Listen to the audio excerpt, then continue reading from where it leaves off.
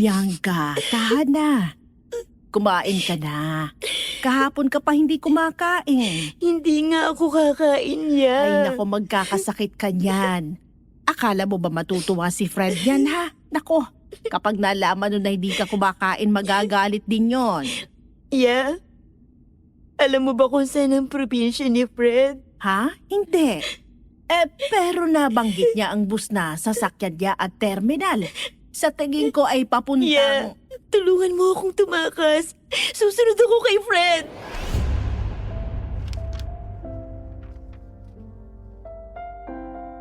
Kung mahilig kayo sa mga teleserye, malamang pamilyar sa inyo ang nangyari sa amin ng nobyo ko. Gaya sa mga teleserye, mala Romeo at Juliet ang relasyon namin ni Fred. Ayaw ng magulang ko sa relasyon namin dahil hindi nila gusto si Fred. Matigas ang ulo ko, kaya pinanindigan ko ang relasyon namin. Pero paano kung dahil sa pakikipaglaban namin para sa pag-ibig namin, mapahama kami? Dear Aswang Diaries and Madam Venus, ako po si Bianca. Hindi ko tunay na pangalan. Fresh graduate po kami ng nobyo ko at naghahanap pa ng trabaho. First year pa lang kami na, pero sa 4 na taong relasyon namin, ay hindi ko pa talaga siya formal na napakilala sa mga magulang ko. Noong graduation namin, saka ako nagkalakas ng loob na ipakilala siya. Kaso, hindi maganda ang kinalabasan. Ayaw ng mga magulang ko sa kanya dahil sa estado niya sa buhay. Inaamin ko, Madam Venus, may pagkamapang mata talaga ang mga magulang ko at yun ang pinakaayoko sa kanila. Di naman kami sobrang yaman. May kaya lang at pareho may mga minana ang mga magulang ko mula sa mga lola at lolo ko. Alam ni Fred ang opinyon ng mga magulang ko sa kanya pero kahit na ganun, sinusubukan niya pa rin kunin ang loob ng mga ito. Hindi siya nagbago sa akin at mas lalong hindi niya ako sinukuan. Kaya ganun din ako sa kanya, Madam Venus. Kahit na gustong-gusto ni na mama at papa na maghiwalay kami, hindi ako pumayag. Nag-aaway kami. Na mga panahong yun, pauwi naman sa probinsya si Fred para sa fiesta nila. Dahil sa sama ng loob ko sa mga magulang ko, sumunod ako kay Fred at ako na mismo ang nag-ayang magtanan kami. Di ko naman alam na dahil sa ginawa ko ay mapapahama kami at muntikan pa kami hindi makabalik ng buhay sa Maynila. Bago natin ipagpatuloy ang kwento ko, nais lang po namin makiusap sa inyong mga listeners. Marami pong naglalabas ng bagong channel na nangunguha o nagnanakaw ng ating mga content. Sana po'y tulungan nyo kaming i-report ang mga ito at wag po nating tangkilikin ang mga channel na nangunguha ng mga pinaghirapan ng iba. Sa mga legit na channels lang po namin kayo makinig. Maraming salamat po at sa pagpapatuloy ng ating kwento.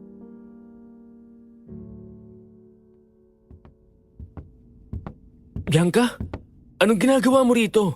Sasama ako sa iyo. Ha? Teka nga, ano bang nangyari? Bakit namamaga mo ang mata mo?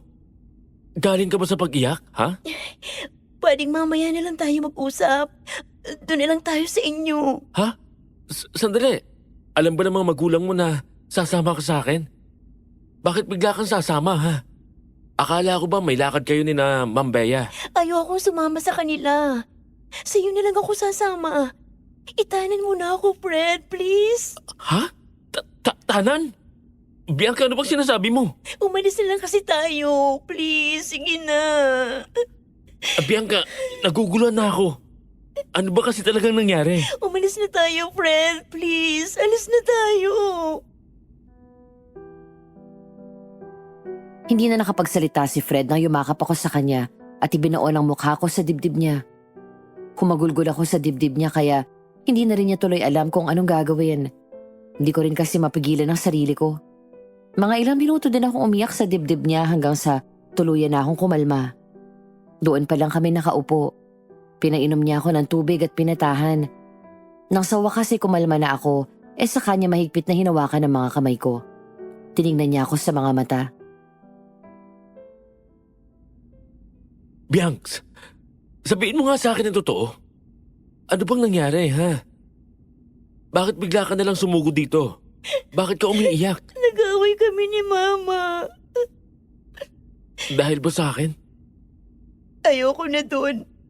Biancs, hindi pwede yan. Isama mo na lang kasi ako. Magtanan na tayo. Bianca, hindi mo alam ang sinasabi mo. Anong magtanan? Hindi pwede. Mas magagalit ang mga magulang mo. Anong gagawin natin, ha? Isusuko mo na ba ako? Di ba nga nag-usap na tayo? Ipaglalaban natin to. Papatunayan ko sa kanilang mali sila ng akala sa akin. Mabibigyan kita ng magandang buhay at hindi ako magiging pabigat sa'yo. Pero hindi tayo magtatahanan. Mas magagalit lang sila niyan. Kung ayaw mong magtanan, isama mo na lang ako sa piyesta. Ayoko pang umuwi. Hindi na rin naman natuloy ang lakad namin ni Mama eh. Pero paano kung... Fred, please. Mag-aaway at mag-aaway lang kami ni Mama doon. Gusto ko munang humingi sa away. Sige na, isama mo na ako. Sige. Pero dapat alam ng mga magulang mo kung nasaan ka. Fred, ano ba naman yan? Ayoko nga muna silang makausap eh. Mag-aalala lang mga yun. Alam ni Yaya Rosa na nandito ako sa'yo. O sige, papayag na ako. Pero Bianx, hindi to tanan ha. Babalik ka sa pamilya mo pag uwi natin. Oo na nga. Ay nako, ikaw talaga. Alika nga rito. Payakap. Gumaan ang pakiramdam ko nang niyakap ako ni Fred. Hindi na rin kami nagtagal sa boarding house niya at umalis na kami. Pagdating sa terminal ng bus, bumili muna siya ng pagkain namin kasi medyo mahaba daw ang biyahe. Palaging umuwi si Fred sa kanila tuwing fiesta, pero ni minsan, hindi ako nakasama kasi sobrang strikto ni na mama at papa. Hindi nga kami umamin sa relasyon namin noon kaya hindi ko rin masabi na sasama ako sa probinsya ng nobyo ko. Malamang hindi rin naman ako papayagan noon. Mas nakapunta pa nga yung mga kaibigan ko sa probinsya nila para makifiesta eh. Buti na lang talaga't naabutan pa kita. Akala ko nga maaga kang umalis eh. Takal ako nakatulog kasi di ba nga, nag-overtime ako sa trabaho. Kaya ayun, matagal din ako nagising. Buti na lang din at hindi ko pa naman alam kung paano pumunta sa inyo. Eto, gutom ka ba? Dito na tayo sa bus magtatangalian. At mga 3 hanggang 4 na oras ang biyahe depende sa bilis ng takbo ng bus. Mamaya na lang siguro. Ano ba yung binili mo? Eto, may nilagang itlog. Tapos mga prito para hindi tayo mahirapan sa pagkain. May juice din dito. Sige, mamaya na lang. Okay. Sumandal ako sa balikat ni Fred habang nakatitig sa labas ng bus. Ilang saglit lang ay umaandar na rin ng bus at unti-unti nang umaalis. Ipinikit ko na lang ang mga mata ko hanggang sa nakatulog na ako. Hindi ko alam kung gaano ako katagal na natulog basta nagising na lang ako nang makaramdam ng tapik sa balikat ko. Niyaya ako ni Fred na kumain na. Sakto naman at gutom na ako kaya kumain kami. Nasa daan pa rin kami pero napansin kong parang malalayo ang mga bahay na nadaraanan namin. Mas malamig na rin ang hangin at berde na ang paligid. Doon ko napagtantong nasa probinsya na kami. O ito pa, kain ka pa. Grabe ka naman. Alam mo namang hindi ako malakas kumain eh. Malayo-layo pa tayo. Ang layo pa na talaga ng baryo nyo, no? Oo, pero hindi naman ganun katago talaga. Marami pa rin namang tao doon. Nandun ba ang buong pamilya mo ngayon? Panigurado kasi kada fiesta, talagang nagtitipon ng mga kamag-anak namin doon. Kung ganoon, makikilala ko na silang lahat. Oh, bakit parang kinakabahan ka? Di ba dapat matuwa ka kasi mapapakilala na rin kita sa kanila? Magugustuhan kaya nila ako. Baka naman hindi nila ako magustuhan. Bianx, magustuhan ka man o hindi naman kita iiwan eh. Lalaban pa rin ako para sa atin gaya ng paglaban mo para sa akin. Salamat. Pero sana talaga magustuhan nila ako. Sus, ikaw pa? Magugustuhan ka ng mga yun. Magustuhan pa kaya nila ako pag nalaman nilang ayaw ni na mama sa'yo. Huwag ka nga mag-alala. Basta sigurado ako magugustuhan ka nila, okay? Sabi mo yan ah. Napailing na lang sa akin si Fred. Bahagya siyang natawa bago ako hinalikan sa noo. Sumandal ulit ako sa balikat ni Fred. Mga 2 oras pa ang biyahe namin bago kami tuluyang nakarating sa isang bus terminal. Pero hindi yun katulad ng terminal sa Maynila na sobrang daming mga bus at tao. Halos isang bus lang ang nandun at iilan lang din ang mga tao. Saktong pababa kami ng bus nang biglang may sumigaw sa pangalan ko. Nagtatakang lumingon ako at gano'n na lang ang pagkagulat namin ni Fred nang makita namin si Yaya Rosa na pababa ng bus. Mabilis akong lumapit sa kanya. Ya! Anong ginagawa mo rito? Sinundan mo ko! Hindi mo ako masisisi. Nag-aalala ako sa inyong dalawa, ano? Diyos ko naman, Bianca. Papatayin ako ng mama mo kapag nalaman niya nagtaanan kayo.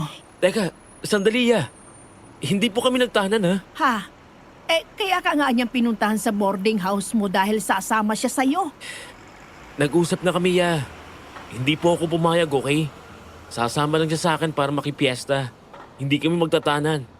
Babalik din agad kami sa Maynila pagkatapos ng piyesta. Ay, Diyos ko. Salamat naman kung ganon. At tutalin na dito na lang din naman ako. Sasama na ako sa inyo. O bakit? Ayaw mo? Aba, ayoko ring masabon ng mama mo pag bumalik ako hindi ka kasama, ano? Sinabi mo ba sa kanila? Ay, hindi. Natakot ako. Teka. Bianx, akala ko ba alam ng mga magulang mo? Akala ko nga rin sasabihin ni Yaya. Mali ko bang hindi niya pala sasabihin at susunod pa siya rito? Diyos mio. Alam nyo, pagbalik na lang tayo magpaliwanag sa mama mo. Tutal magiging dragon din naman yung kahit kailan mo pa sabihin. O tara na nga lang. Saan ba tayo sasakay, Fred? Nakagat ko ang aking labi at napatingin kay Fred. Bumuntong hininga lang siya bago ako nginitian at hinalikan sa noo.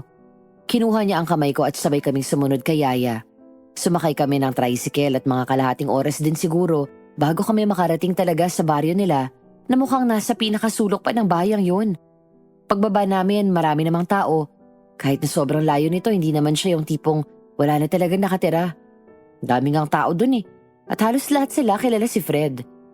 Ang daming bumati sa kanya nang makababa kami. Nahiya tuloy ako kasi pinagtitinginan din ako ng mga tao doon, lalo na sa tuwing pinapakilala ko ni Fred na nobya niya.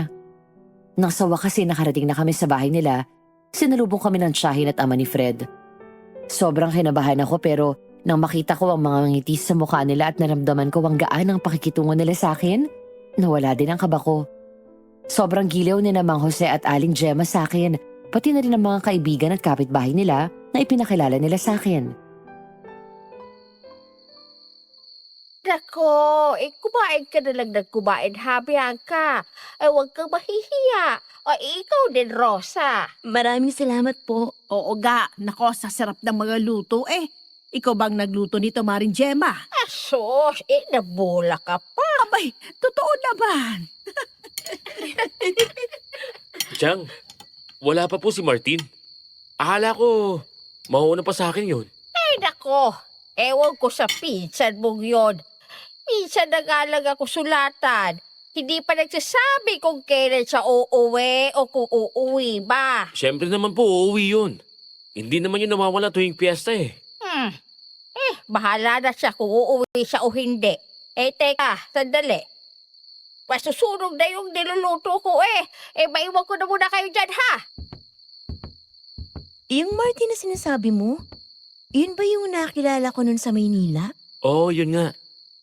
Umuuwi na lang yun dito pag piyesta kasi may trabaho na rin siya sa ibang probinsya. Kaya ba hindi na rin yun dumadalaw sa'yo? Oo. Abala na rin yun kasi may nobya na rin. Hala, anong nangyayari? Bakit ang gulo sa labas? Sandali, dito lang kayo ha. Pupuntahan ko lang sa labas. Teka, sama ko. Abay, napaka-chismosa mo naman talagang bata ka, Bianca. Ikaw rin naman po. Nakasunod ka nga rin sa amin, no? Chang! Tay! Anong nangyayari? Ay, may nakita silang itinapong bangkay sa gubat. Diyos ko, ano? Bangkay? Kaninong bangkay? Hindi namin kilala. Malamang hindi taga rito. Pero paano napunta doon? Hindi rin namin alam, anak. Nandun na sila kapitan at ang mga tanod niya. Ang mabuti pa'y pumasok na lang kayo at ng mga bisita mo sa loob. Kami ang bahala dito. Oo ga. Tara na, bumalik na tayo sa loob. Huwag na tayong makialam doon. Ay, Diyos ko. Uso rin ba ang patayan dito sa baryo nyo? Akala ko pa naman sa Maynila lang talamak ang mga ganitong patayan. Hindi naman, Mare. Ngayon lang nga kami nakaranas ng ganyan. Malamang hindi yan dito pinatay. Dito nang itinapon at alam nyo naman medyo tago itong lugar namin. Pero nakakaawa ang bangkay. Ibiruin mo yun. Lasog-lasog ang buto at kinunad pa ng mga lamang loob. Po? Ay, Diyos na mahamagin. Hindi naman kaya. Nay! Nay! Nandito na po ako. Martin! Martin! Insan! Insan, nandito ka na pala. Oo, kasama ko si Bianca at Yaya Rosa. Akala ko nga. Diyos ko, Martin. Bakit nagdumi mo?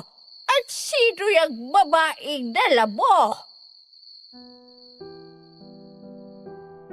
Sa isang iglap ay nagsiuwian ang mga taong nakikain kina Fred. Ang masayang lugar na nadatnan namin ay biglang tumahimik. Mabilis na isinara ni Aling Gemma ang pinto tapos ay pinaupo ang anak niyang si Martin at ang kasama nitong babae sa kahoy na upuan. Kami naman ni na Fred at Yaya Rosa ay nanatili sa hapagkainan. Ilang metro lang ang layo sa kanila. Hindi naman ganun kalaki ang bahay ni na Fred at wala rin namang harang sa pagitan ng sala at hapagkainan kaya kita pa rin namin ang kinaroroonan nila at dinig namin ang pag-uusap.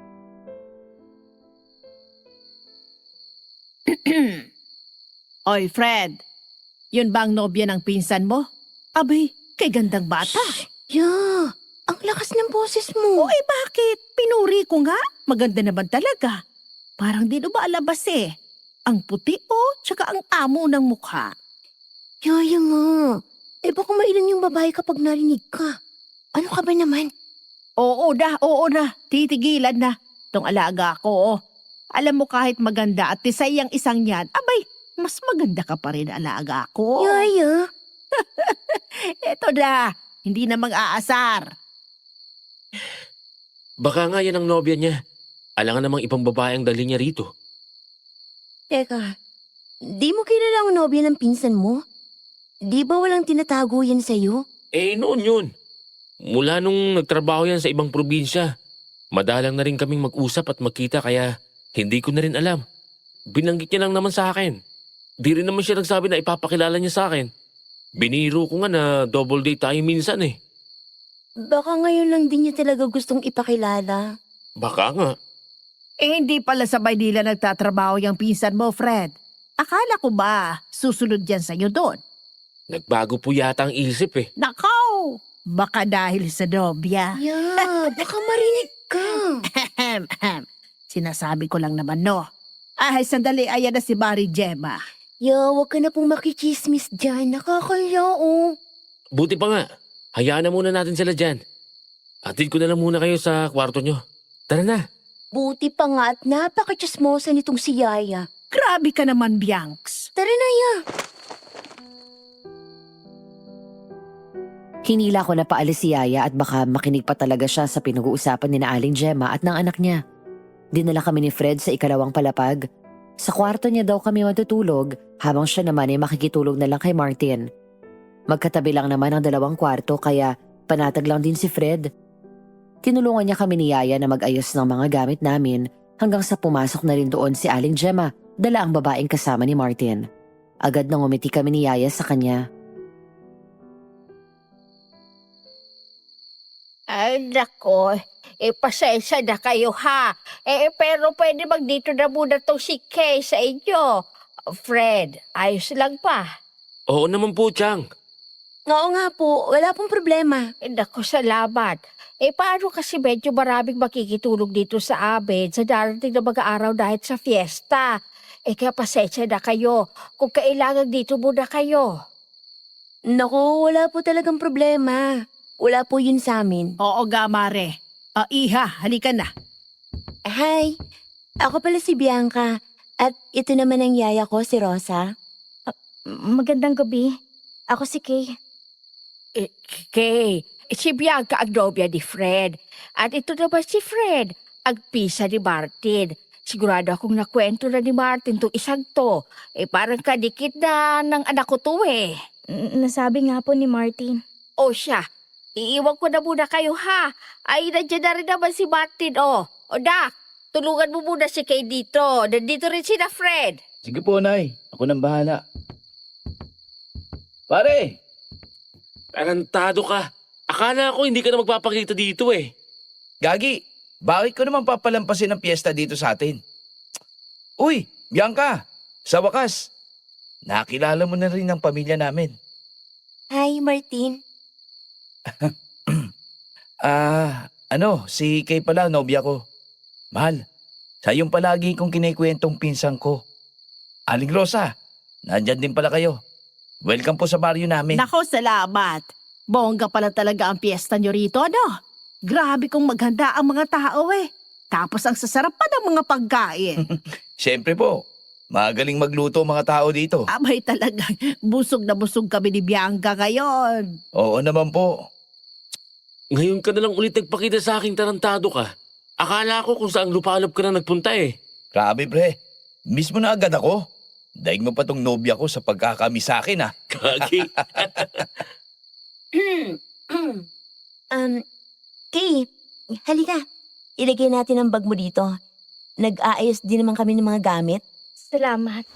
Hayaan mo na muna mag-alaskahan yung magpinsan na yan. Dito mo na lang ilagay ang gamit mo, Neng. Akin na. Salamat po. Napangiti na lang ako habang nakatitig kay Kay. Sobrang amo talaga ng mukha niya. Tapos parang ang bait-bait din niya at mukhang hindi makakabasag ng pinggan sa sobrang hinhin. Dinaldal siya ni Yaya Rosa pero ang tipid ng mga sagot niya sa amin. Na-curious tuloy ako sa kanya. Napakamahiyain kasi niya, Madam Venus. Halos kami lang din ni Yaya ang nagsasalita. Habang tuloy-tuloy ang mga tsikahan namin, bigla ko napansin ang parang mga galos sa braso niya. Saka ko naalala na ang dumi nila nung dumating sila. Kay? Bakit ang dami mo yatang galos? Ha? Oo nga, Ineng. Parang ang dumi nyo yata ni Martin kanina. Eh, saan ba kayo dumaan ha? Bakit putikan kayong dalawa? Napadaan kami sa maputik na daan eh. Ayun. Eh, saan? Sa gubat ba kayo dumaan? May mga galos ka nga, oh. Nag-shortcut kami. Malapit lang ba dito ang sa inyo? Doon din nagtatrabaho si Martin? Magkasama ba kayo sa trabaho? Hindi kayo magkasama sa trabaho. Nagkita lang kami sa palengke nang kumain sa isang karinderya. Nako! Dalabat perfect siguro sa'yo si Martin, ano? Hindi ko rin naman masisisi ang isang yun kasi napakaganda mo rin namang bata. Hindi naman po. Ay nako, maniwala ka sa akin. Napakaganda mo kaya. Yeah. Nahihiya na siya. Oh. Ay nako, pasensya na, Ineg. Siya, tapos na tong mga gamit mo. Dito na lang ako sa lapag ha, kayo dyan sa kama. Hindi na po. Sanay naman po ako sa lapag. Kayo na lang po dito sa kama. Ay hindi, ayos lang. Alam nyo, medyo malaki naman itong kama, kaya dito na lang tayong tatlo, okay? Buti pa nga. Sigurado po kayong ayos lang sa inyo? Bakit naman hindi, no? Teka, hindi na muna kahit maghihilamos lang ako. Iniwan ko si Yaya at Kay sa kwarto para maghilamos sa baba. Narinig ko pang panay na naman ang kulit ni Yaya kay Kay pero wala namang sagot si Kay. Napailing ako. Noon lang talaga ako nakakita ng ganun kamahiyaing tao. Hindi man ako kasing daldal ni Yaya. Maingay din naman ako lalo na kapag kilala ko ang mga kasama ko. Pero si Kay talagang sobrang tahimik niya lang. Nung kinakausap nga namin siya, bigla-bigla na lang siya natutulala sa kawalan. Naisip ko baka may problema siya kasi halata sa kilos niya eh. Di ko na lang din kinulit at baka hindi lang talaga siya komportable sa amin. Sinasaway ko nga rin si Yaya kasi napakamaligalig ng isang yun. Pagkatapos ko maghilamos, bumalik na ako sa taas. Niyaya pa kami nila Fred at Martin sa labas ng bahay. Nagiinuman daw sila. Di na ako sumama kasi inaantok na rin talaga ako ng mga oras na yun. Si Yaya naman ay hindi rin sumama kasi hindi ako kasama. Si Kay lang ang sumama sa kanila. Nang tignan ko sila mula sa bintana ng kwarto ni Fred, nakita ko marami sila doon. Sa sobrang pagod ko, nakatulog agad ako pagkahiga ko. Naalimpungatan lang ako nang makaramdam ako ng sobrang lamig. Kusot-kusot ang aking mga mata, bumangon ako at tinignan ang bintanang nakabukas. Sobrang tahimik na sa labas at wala na rin mga tao sa labas ng bahay. Kumikab ako at saka nilak ang bintana. Nang pabalik na ako sa kama, ay natigilan ako nang wala na si Kay doon. Lumabas ba siya? O hindi pa siya pumapasok? Pero wala nang tao sa labas Bianca, Kay, ay Diyos ko naman, nakakagulat ka. Aatakihin ako sa puso sa'yo eh. pasensya na. Teka, saan ka ba galing? Gabing-gabi na. Ngayon ka lang ba pumasok? Hindi. Nagbanyo lang ako. Ikaw, ayos ka lang ba? Oo, sinara ko lang ang bintana. Ang lamig kasi. Ikaw bang nagbukas nun? Ang alam ko, sinara ko yan bago ako natulog. Bukas na yan pagpasa ko kanina. Akala ko hinayaan mong bukas kaya hindi ko na lang din isinara. Ha? Baka si Yaya. Sige na. Tulog na ulit tayo. Hating gabi pa lang yata. Mahiga ka na. Huwag ka nang mahiya. Ha? Sandali. Narinig mo yun? Ha? Ang alin? Ayan ulit. Hindi mo ba naririnig? May kumakalos ko sa taas. Kanina parang may nahulog at may lumilipad. Baka may kung anong hayop lang. Sige na, matulog ka na. Pinagmasdan ko si Kay na humiga sa tabi ni Yaya Rosa. Ako naman ay napatingala na lang sa kisame. Tumigil na rin ang pagaspas at kalus ko sa itaas. Hindi ko alam kung bakit, pero sobrang kinabahan ako ng mga oras na yun. Pilit na kinalma ko lang ang sarili bago tuluyang humiga. Habang nakahiga ay hindi ko naman napigilang napatitig sa bintana. Nanlaki ang mga mata ko at napapikit ako sa kumot nang may biglang humampas doon. Mabilis akong nagtalokbong ng kumot at mariing ipinikit ang mga mata ko. Nang tignan ko sina Yaya Rosa at Kay, parang wala silang narinig. Nagtalokbong ulit ako ng kumot at kinalma ang sarili ko. Iniisip ko na lang na baka dala lang yun ng antok. Pinilit ko talagang makatulog, Madam Venus. Sa kabutihang palad din nakatulog din naman ako ulit pagkatapos ng ilang minuto. Nagising na lang ako sa tilaok ng mga manok at sa sinag ng araw na tumama sa mukha ko.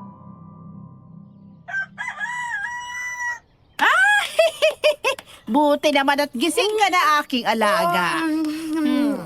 Yeah, anong oras na? Mag-aalas 8 na, iha. Ang tagal mong nagising ah.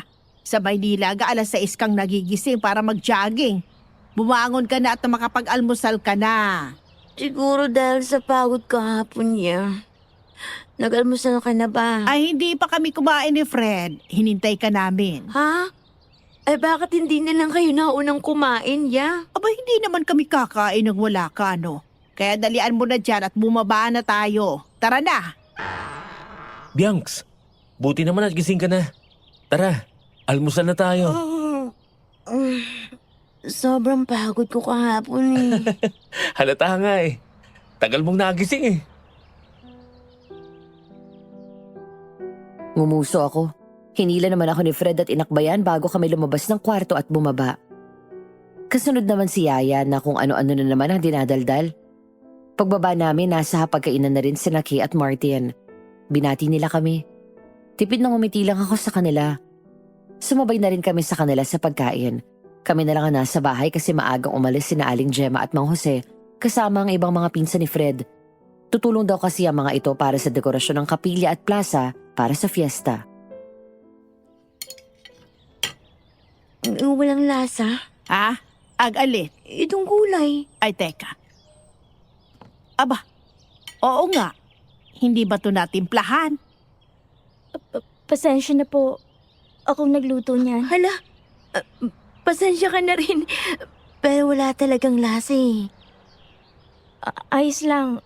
Hindi pa kasi talaga ako sanay magluto. Nako, pagpasensyahan nyo na itong nobya ko ha. Hindi talaga to maalam sa pagkain pero sinusubukan naman. Naku, ayos lang talaga. Ako rin naman eh. Bianx, eto oh. Mag-itlog ka na lang muna. Salamat. Siya nga pala. Insan, aalis ba kayo ngayon? Oo. Ipapasyal ko si Bianca at Aling Rosa. Ay, gustong-gusto namin yan ng alaga ko. Kaya talaga oh. Siguradong ang saya ng mga piyesta nyo dito. Ang daming tao eh. Yung mga yun ba ay mga dayo o talagang mga taga rito sila? Karamihan po taga rito talaga. Pero nasa ibang mga lugar na para sa mga trabaho. Pero dito talaga lumaki at Ay, nakakatuwa naman pala ang mga tao dito. Naalala ko tuloy yung probinsya namin. Abay, ganitong-ganito rin kami kapag fiesta. Nagtutulungan ng lahat tapos ang aga-agang gumigising. Baka pwede tayong tumulong din, Fred. Nakakahiya naman kung mamamasya lang tayo. Ano ka ba, Bianca? Ayos lang yan. Bisita namin kayo. o nga naman, Biangs. Huwag mo nang alalahanin ang mga gagawin. Hindi mo naman kailangang tumulong eh. Eh kasi naman nakakahiya na. Ang tagal kong nagising eh. Hindi ka lang kasi sanay sa mahabang biyahe kaya plakda ka kagabi. Pero ang sarap ng tulog ko, ha? Ikaw ba, Kay? Masarap ba ang tulog mo kagabi? Opo, ayos naman pong tulog ko. Teka, hindi mo talaga narinig yung narinig ko kagabi, Kay? Ha? Ha? Anong narinig mo? May kumalabog sa bubong tapos parang nakarinig ako na may lumilipad sa itaas. Tapos parang may humampas pa sa bintana kagabi. Ewan ko kung hangin yun o ano. May kumakalabog sa bubong? Oo. Ewan ko lang din talaga kung ano yung narinig ko. Di ko rin alam kung guni-guni ko ba yun o ano. Baka kung anong hayop lang yun, Bianca. Baka nga. Huwag ka na mag-isip ng kung ano-ano. Basta ngayong araw, mag-e-enjoy lang tayo. Di ba yun naman ang pinunta natin dito? Sa bagay. Hindi ko talaga alam kung talaga napagod lang ako nung unang gabi namin. Kaya kung ano-anong narinig ko. Ipinagsawalang bahala ko na lang yon, Madam Venus. At gaya ng sinabi ni Fred, nag-enjoy kami sa pamamasyal ng araw na yon. Pinakilala pa nga niya kami sa lahat ng mga tao doon. Pakiramdam ko nakilala ko na lahat ng nandun. Sa ibang bahay pa nga kami nananghalian. Pagkatapos ng tanghalian ay saka kami pumunta sa mismong sentro ng fiesta. Nandoon sina Aling Gemma, mga pinsan ni Fred at si Mang Jose. Lahat sila ay nagtutulong-tulong para sa dekorasyon ng maliit na lugar na yon. Fred! Bianca! Aling Gemma, magandang hapon po. Gustong tumulong ni Bianca dito, Chang. Nako, ano ka ba naman, iha? Ayos lang. Nandito kayo bilang bisita. Bakit ka naman tutulong? Ito naman, Pasensya na po. Hindi lang po kasi ako mapakali. Nakakahiya na po. Nako, nakakatuwa naman itong nobya mo, Fred. Ay, naku, basta hindi mo kailangang tumulong, okay? Bisita ka. Pero kung gusto mo, halika. Tignan mo na lang itong mga dekorasyon namin. Ano sa tingin mo? Ano sa tingin mo, ha? May kailangan ba baguhin sa mga ito? Naku, ayos naman po lahat. Aling Gemma, tingin ko wala naman pong dapat baguhin. Siguro, lagyan na lang din natin ng iba pang mga bulaklak dito. Ay, oo nga. Mas maganda nga yun. Sige. Teka, Mari. Itong bahaging to, lagyan nyo rin ng mga bulaklak para mas maganda. Oo, yan. Hindi ko po yata nakita sina Martin at Kay. Akala ko lalabas din sila.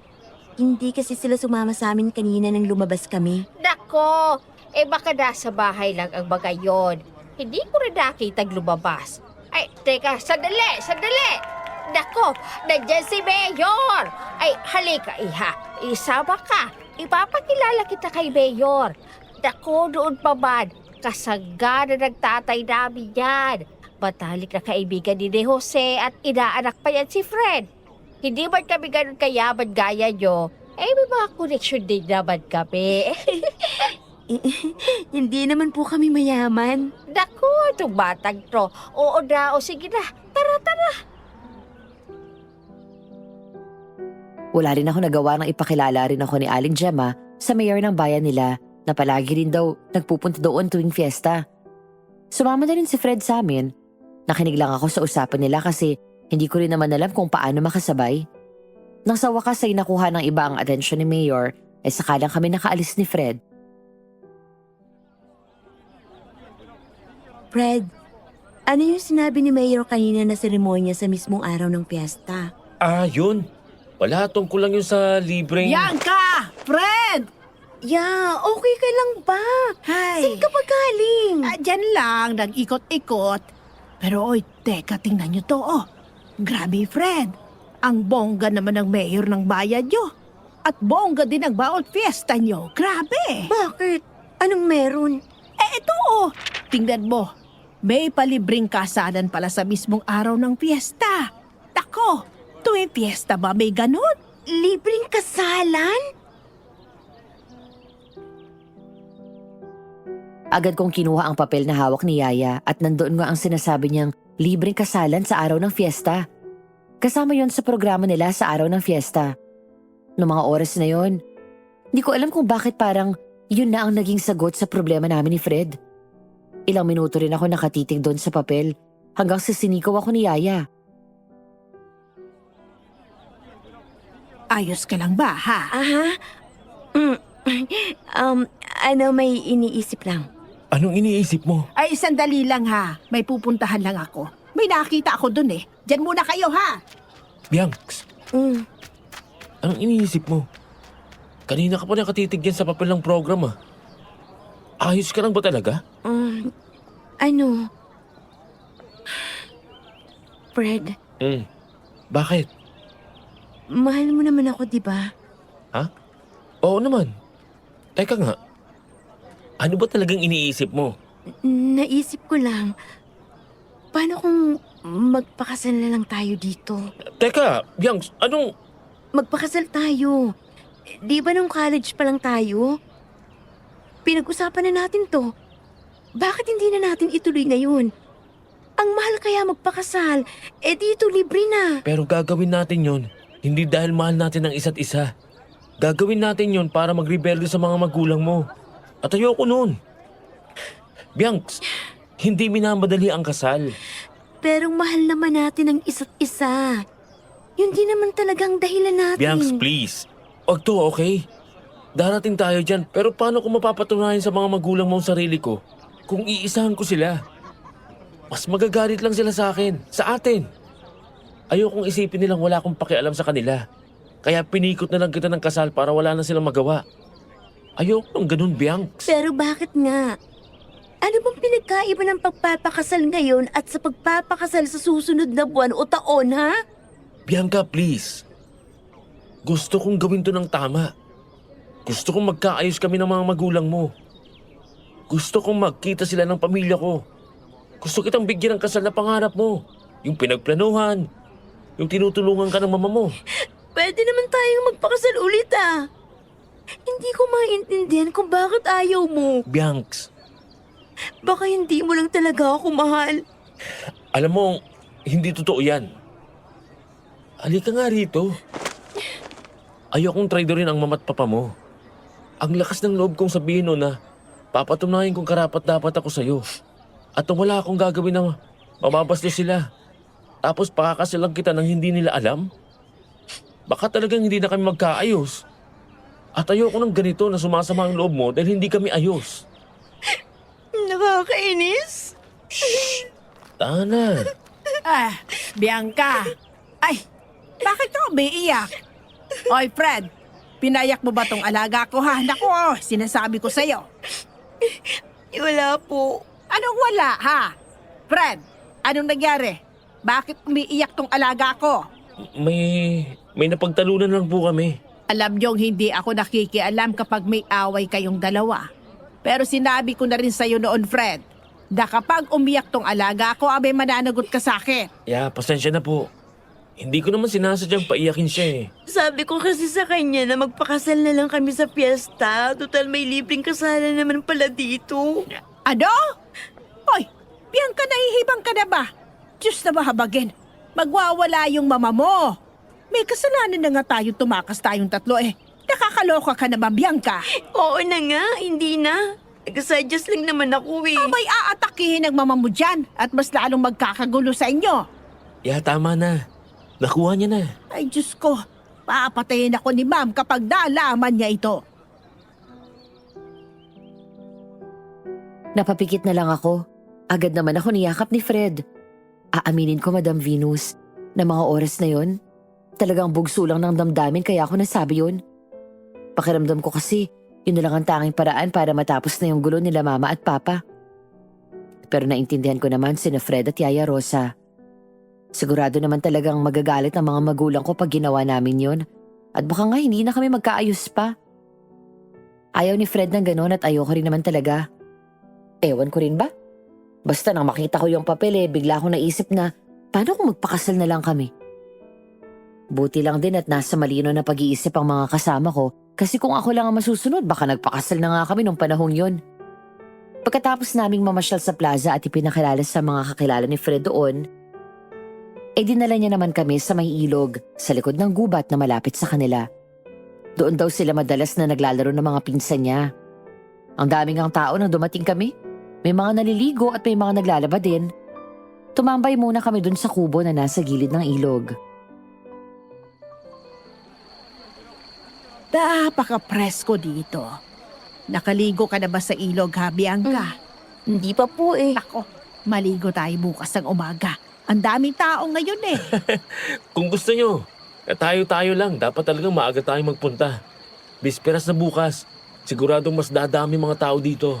Tambayan din to ng mga dumadayo sa piyesta. Oo, kasi tuwing bisperas, nag-aalay din sila ng panalangin dito sa ilog. Bongga talaga tong baryo nyo, no?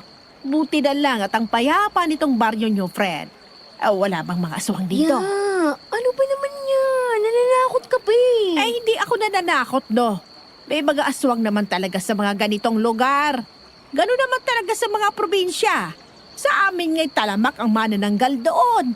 Iba-ibang aswang pa yan kada probinsya. Kaya imposibleng wala dito. Yaya naman eh. Huwag ka na matakot. Wala nang ganun dito. Ibig sabihin meron? Sabi nila meron daw. Yun din ang panakot ni na tatay sa akin noon. Pero di ba, ganun naman talaga pag mga bata pa tayo. Inatakot talaga tayo ng mga magulang natin. So, wala talagang aswang dito. Sa buong buhay ko dito sa probinsya, wala pa naman ako nakikitang aswang. Kaya hindi ko rin talaga alam. Sa totoo lang. Ay, baka hindi mo lang talaga natsyempohan. Yeah, nananakot ka na talaga. Ano yun? Mga hayop lang yun sa gubat. Ano ka ba? Kasi si Yaya nananakot eh. Ay, nakong bata ka. Ay, teka nga, maghuhugas ako ng paa. Ang dumi ko na. Ayaw mo bang maghugas ng paa? Sandali. Lumabas kami ni Yaya ng kubo at saka nagpunta doon sa mismong ilog. Umaahon na ang karamihan at may mga umuuwi na rin kasi madilim na rin ang langit. Gasera na lang sa kubo at ilang mga sulo sa gilid ng ilog ang nandoon. Habang naguhugas kami ng paa ay hindi ko napigilang luminga sa paligid. Umihip ang malakas na hangin kaya nayakap ko ang aking sarili sa sobrang lamig. Nang lumingon ako ay napakurap ako dahil parang may nakita akong tao dun sa may gubat. Hindi ko nga lang nakita ng maayos kasi nga madilim na at medyo malayo yung sulo sa kinalalagyan ng tao. Napalunok ako at biglang kinabahan. Agad kong niyogyog si Yaya at nag-aya na akong umalis. Sumabay kami sa mga tao palabas ng ilog. Kapit na kapit pa nga ako kay Fred habang tinatahak namin ang daan palabas ng gubat. Bianx, ayos ka lang ba? Bakit parang ang lamig ng kamay mo? Wala. Ang lamig kasi ng hangin. Bilisan na lang natin, pwede? Nakakatakot dito eh. Wala kang dapat ikatakot. Nandito naman ako. At saka ang dami nga natin, oh. Kahit na. Kanina may nakita akong tao sa gubat. Nakatingin sa amin ni Yaya. Tapos bigla na lang lumakas at mas lumamig ang hangin. Ay, nako. Tingnan mong ginawa ng pananakot mo. Abay ako pang sinisi mo. Mas mabuti na may takot tayo sa mga nilalang na yon para maging maingat. O sige na.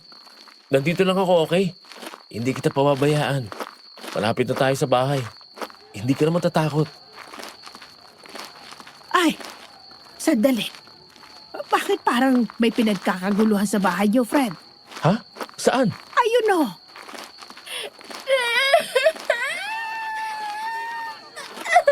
Si Aling Gemma yun, di ba? Bakit siya umiiyak? Tara! Bilis!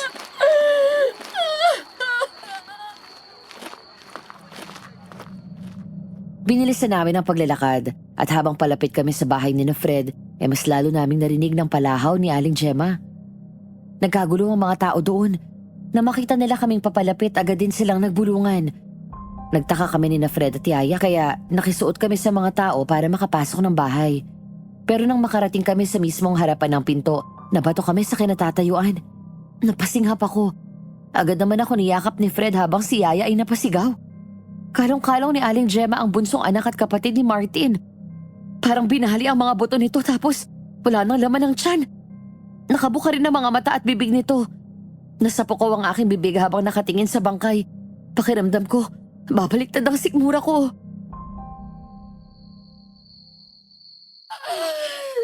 Sinong halimaw ang may gawa nito? Sinong pumatay sa anak ko? Diyos mahabagin. Ano pang ginagawa niyo rito? Walang palabas. Magsiuwi na kayo. Uwi! Yanks, tara na. Pasok na, bilis. Diyos ko, anong klaseng halimaw ang gumawa doon? Saan tayo pupunta? Doon muna kayo sa kwarto, okay? Huwag kayong lalabas hanggat di ko sinasabi. Ya, tara na po. Ha? Oo. Tao bang may gawa nun? Ay malamang hindi. Diyos ko, nakita mo ba kung anong kalagayan ng katawan? Maupo kayo dyan. Fred, ano nang mangyayari? Hindi ko pa alam. Sa ngayon, dito na muna kayo. Siguraduhin nyo nakasara lang itong mga bintana. Huwag kayong aalis hanggat hindi ako nakakabalik, okay? Sandali, saan ka pa pupunta? Aalamin ko lang kung ano talagang nangyari. Fred, Shh! Shh! Blanks, hindi ko kayo pababayaan, okay? Kung ano mang halimaw yon, hindi ako papayag na masaktan niya kayo. Fred, Tay, bumaba ka muna. Kailangan namin ang tulong mo. anong nangyari? Nawawala si na Martin at ang nobya niya. ano? Hindi sila umalis ng bahay, di ba? May hinala kaming baka hinabol din sila ng kung anumang pumatay kay Miguel. Maaari ding nakataka sila nang sumalakay ang kung anumang halimaw yon.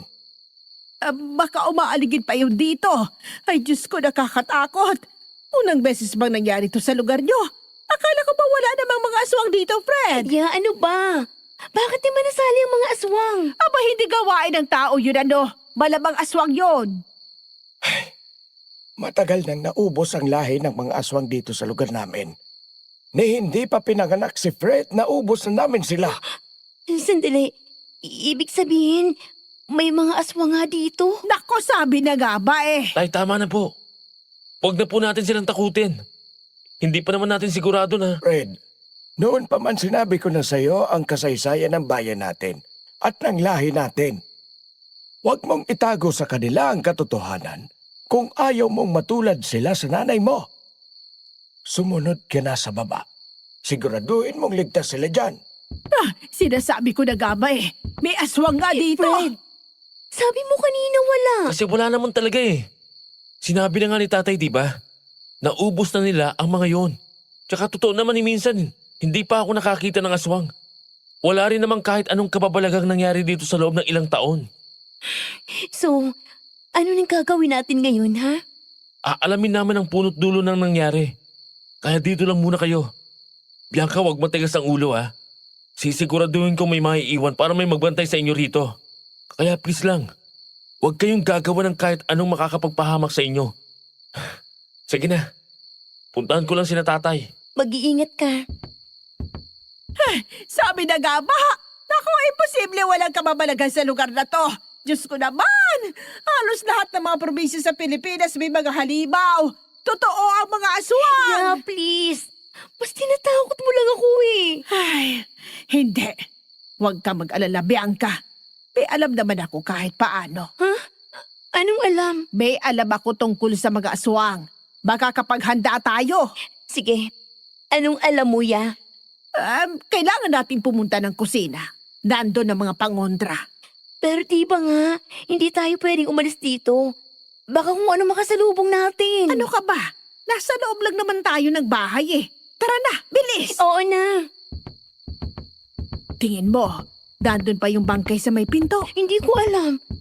Pero ang tahimik na ng paligid. Teka, tayo na lang bang nandito, ya? Hindi. Ayan oh, parang may mga tao naman sa labas. Tara na. Ano bang kukunin natin? Bawang, ganun. Oo, at kung ano-ano pang makita natin dito. Ayan.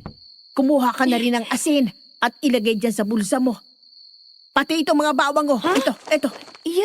Baka naman maubos natin itong mga panggisa nila. Ay, naku, hindi yan. Dami nga ng mga to, oh. Ano pa? Huwag mong bitbitin. Ilagay mo sa bulsa. Eto na nga, oh. Ano yun? Bilisan mo na dyan. Tara na, balik na tayo. Kinuha namin ang magkakasya sa bulsa namin, tapos nagmamadali kaming bumalik. Pero bago pa man kami makaakyat ay nakasalubong namin si Aling Gemma, kasama ang ibang mga pinsan ni Fred. Muntikan pa kaming mapatili ni Yaya. Napalunok ako habang tinitinan ko si Aling Gemma na tulalang pinapaupo ng mga pinsan ni Fred. Huminga ako ng malalim at saka dahan-dahang lumapit. Nakasunod si Yaya sa akin. Umupo ako sa tabi ni Aling Gemma at hinaplos ang kanyang likod. Nang makita niya ako ay mahigpit niya akong niyakap. Hinayaan ko lang siya at niyakap ko na rin pabalik. Nagkatinginan pa kami ni Yaya hanggang sa may iba pang dumating. Lumapit agad si Fred sa amin.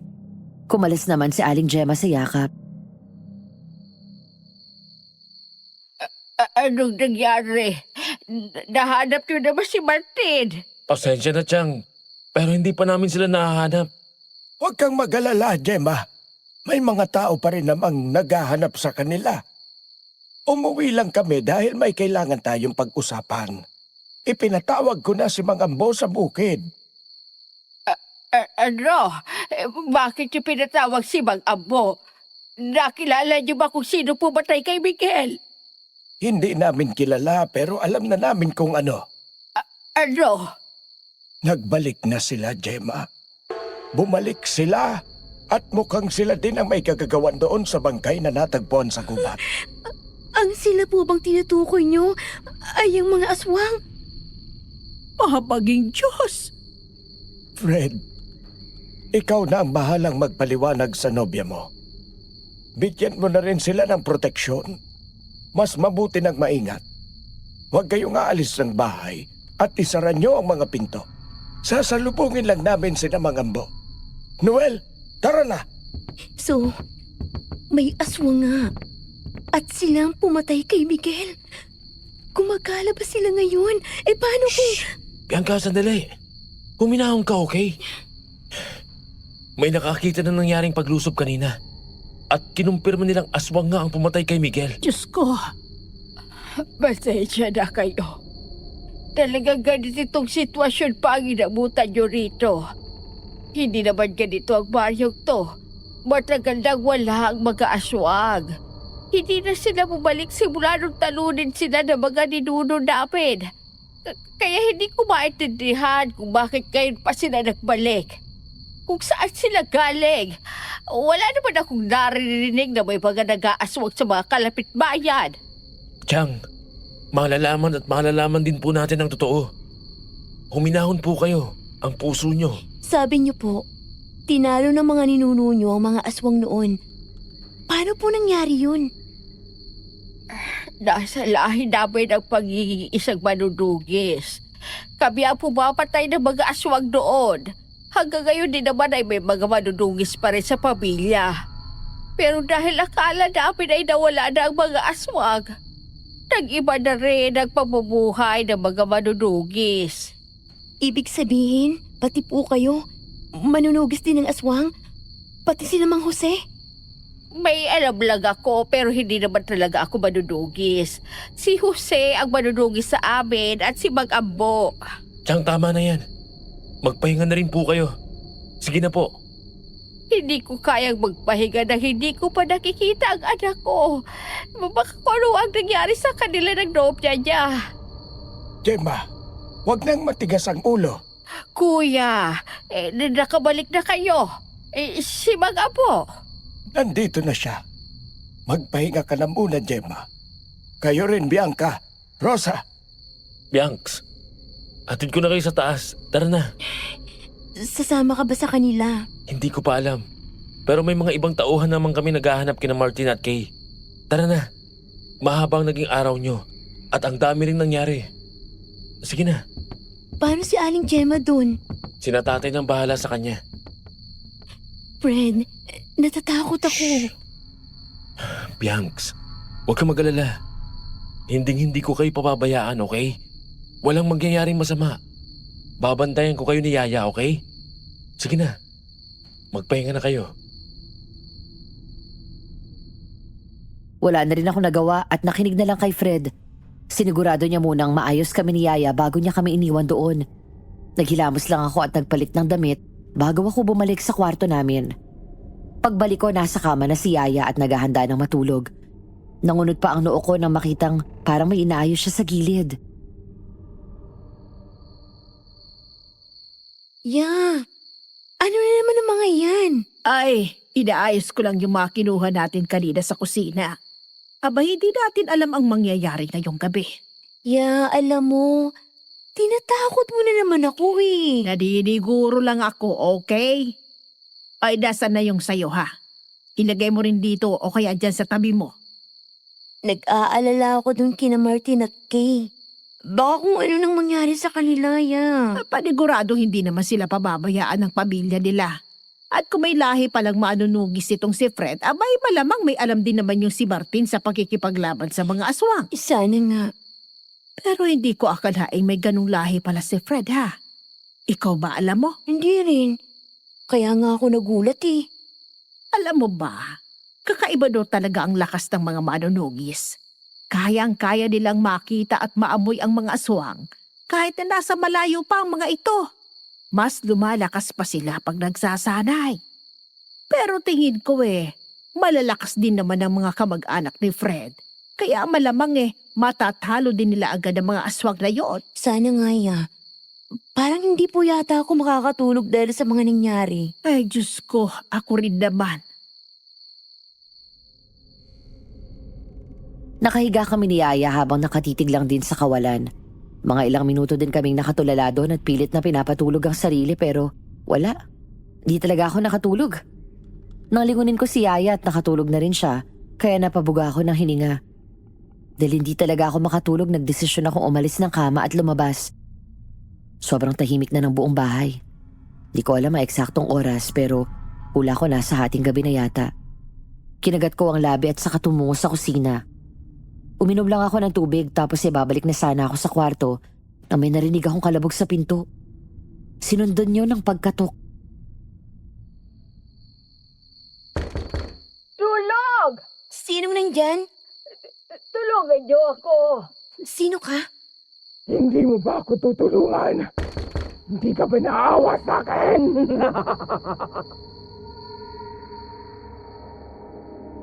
Nanlamig ang buong katawan ko nang biglang kinalampag ang pinto. Nataranta ako kaya mabilis akong bumalik sa kusina at kumuha ng bawang at asin. Nanginginig na tumakbo ako papuntang hagdan nang biglang masira ang pinto. Nanlaki ang mga mata ko at napasigaw nang biglang may humila sa buhok ko.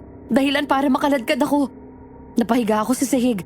Pilit kong sinabuyan ng asin na humihila sa akin at tinapat ko sa kamay niyang nakakapit sa buhok ko ang bawang. Kaya nabitawan niya ako. Kinuha kong pagkakataon yun para umatras. Doon ko nakita ang mukha niya. Binalot ako ng takot. Ang lalaki ng mga mata niya. Halos butot balat na lang din siya at gutay-gutay pa ang kanyang mga damit. Abot pa naman ang kanyang mahaba at buhaghag na buhok. Umangil siya sa akin at humaba ang kanyang dila. Pinilit kong makatayo pero sa sobrang takot hindi agad ako nakatakbo. Napasigaw ako nang sumugod na naman siya sa akin. Gumapang ako sa hagdan habang umiiyak at humihiyaw. Narinig ko ang pag-angil ng halimaw hanggang sa humiyaw ito sa sakit. Napasinghap ako at agad na napaangat ng tingin. Doon ko nakita si Mang Jose, Fred at ang mga pinsan niya na papunta sa akin. May dalang pana ang isa sa kanila at yun ang pinatama nito sa aswang. Nang lumingon ako ay nakita ko ang pagtama ng bala ng pana sa tiyan ng aswang. Mabilis itong tumakbo palabas habang humihiyaw. Bianca! Diyos ko, Bianca! Fred! Nandito na ako. Wala nang mananakit sa'yo. Brian, gisingin mo ang iba. Hindi pa nakakalayo ang isang yon. Ay, Diyos ko, Bianca. Ay, kuya, nakapasok siya. Bianca, hindi mo naman binuksan ang pinto, hindi ba? Hindi po. Kinutuban ka agad ako eh. Paakyat na ako pero bigla ko nalang narinig ang pagkasira ng pinto tapos kinaladkad niya ako. Nasabuyan ko siya ng asin at bawang kaya niya ako nabitawan.